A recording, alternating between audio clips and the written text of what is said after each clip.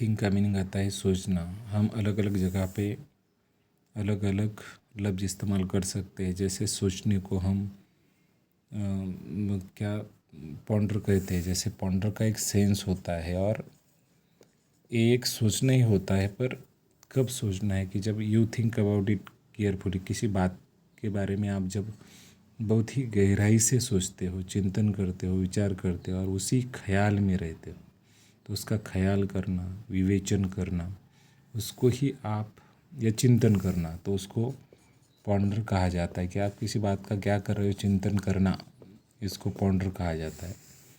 अब और एक सेंस आ जाता है कि आप जब कंसिडर में बोल रहा हो कि कंसिडर, इसको भी सोचना ही बोलते हैं, पर ये लफ्ज़ जैसे कि मानना या समझना, ऐसे ऐसे सेंस में आता है कि when you have the opinion और whenever you think about it carefully, इसको कंसिडर कहते हैं।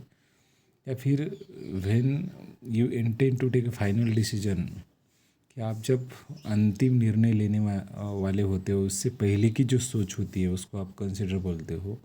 या फिर उसके बाद में एक और लफ्ज़ आता है कंटेम्पलेट।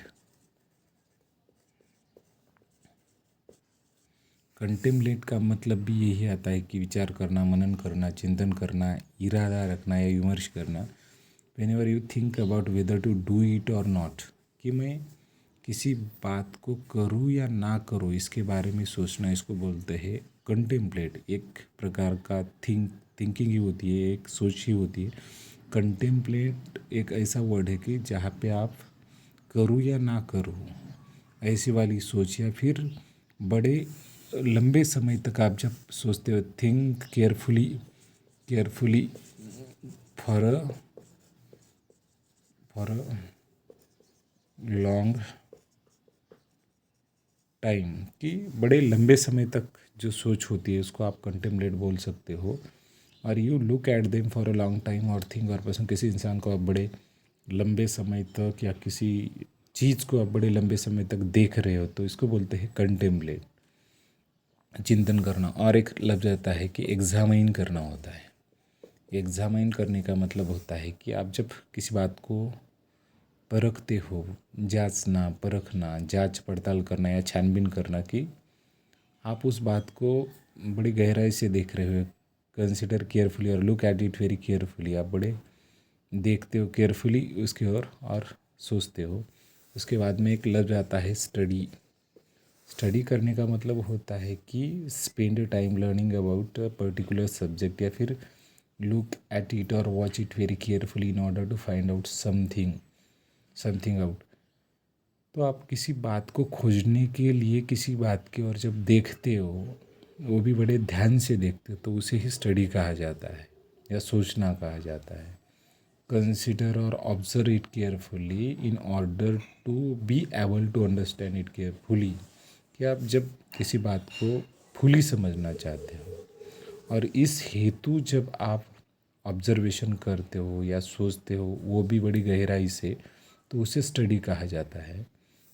और इवैल्यूएट नाम का एक लफ्ज़ है, इवैल्यूएट।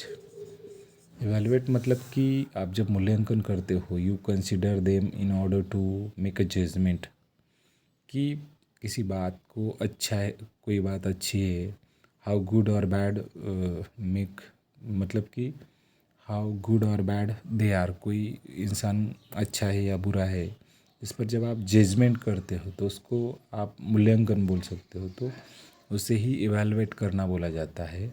उसके बाद में एक वर्ड होता है रिफ्लेक्ट।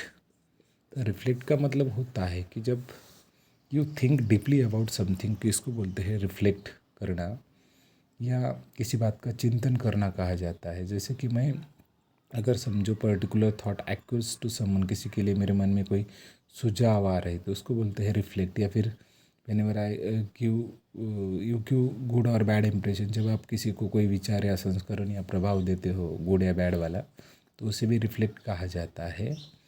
और when you think deeply about particular thing, इसे भी रिफ्लेक्ट कहा जाता है। उसके बाद में एक लफ्ज़ होता है वेट।